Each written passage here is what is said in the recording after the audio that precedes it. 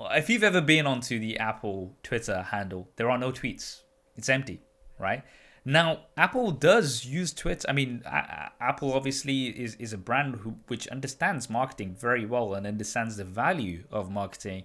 And you will see that, for instance, when there is a new Apple event, the hashtag Apple event will have its very own Twitter Icon.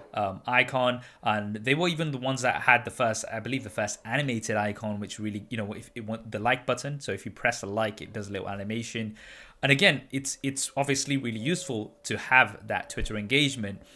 And I've also seen lots of tweets that do come up, and I'm like, oh, Apple's tweeted, but when I actually look on the tweet, it says promoted tweet. So it's a tweet that's been written by Apple and promoted, so paid to be promoted, but it's not actually posted on their Twitter profile. So, I mean, I know Apple is a brand that's quite careful. Like, if you look on most of their YouTube channels, I believe maybe all of their YouTube channels, comments are disabled on their videos. Have Yeah. you have you noticed Yeah. that? Oh, yeah. I mean, And so, yeah, it is. yeah. I think it's a very simple thing. So I've always considered Apple a marketing company first, than actually a product company. Apple, I think, in my mind, Apple has changed to be a marketing lifestyle company first before a technology company. Not saying they don't make tech products, not saying they don't make good tech products. I'm saying the thinking of the company starts with that. And I think it's very clear on how their Twitter, their Instagram, all the different channels approach, even YouTube. As you mentioned on Twitter, right? It's very simple. I think when they got on Twitter, they realized, like, you saw certain people, or even look at someone like Marquez, for instance. Marquez doesn't follow a lot of people. You keep that limited status, right? And it's for a brand like Apple. If Apple were to ever follow one person, let's say they decide to follow Barack Obama, right? Everybody's just gonna just go wild. You know, that that, Yeah. that I think just that idea. Not saying they will, but just the idea is enough. And of course, that idea that also they're not tweeting anything out. They're keeping it very. They're like Disney of the tech world. There's a certain PC balance that they provide. No, You but know. the thing is, the way I see it is, okay, if they only followed the Apple execs, for example, Tim Cook, etc., or they didn't follow anybody, if because I mean they are promoting tweets, right? So they are still getting into people's timelines, but they are paying to get into people's timelines. Wouldn't it make sense for them just to organically tweet if they don't want rude replies or whatever? Twitter now has an option where you can actually make it so that only people that are either you follow or the people that are tagged can reply to that tweet. So essentially, Apple could tweet out from their main account, organically get masses of reach organically as well, and they wouldn't have to deal with those, or people saying, "Oh no, you should get an Android instead." That's what I'm trying to figure out. Like, is it a case of they want to remain as the zero tweet account? Is that something that's kind of developed to a point where they want to kind of maintain that?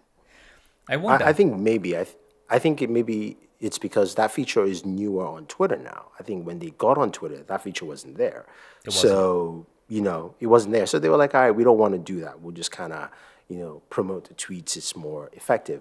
But I think also, again, too, for them, it's not necessary because we honestly do the job for them for free without We even the do. effort of typing, We right? do, but but so, but, but I so think why, that, why, that why?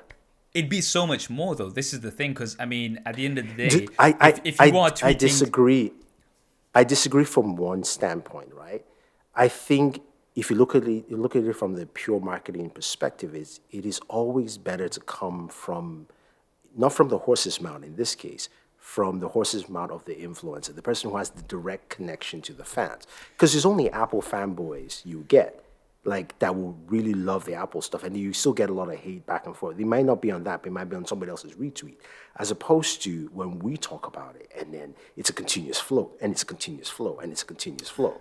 I think they look at it from that continuous general flow, and they tend to trend anyway whenever they have the announcement because now it's a collective of everyone, both for and against, looking at it from I, different standpoints.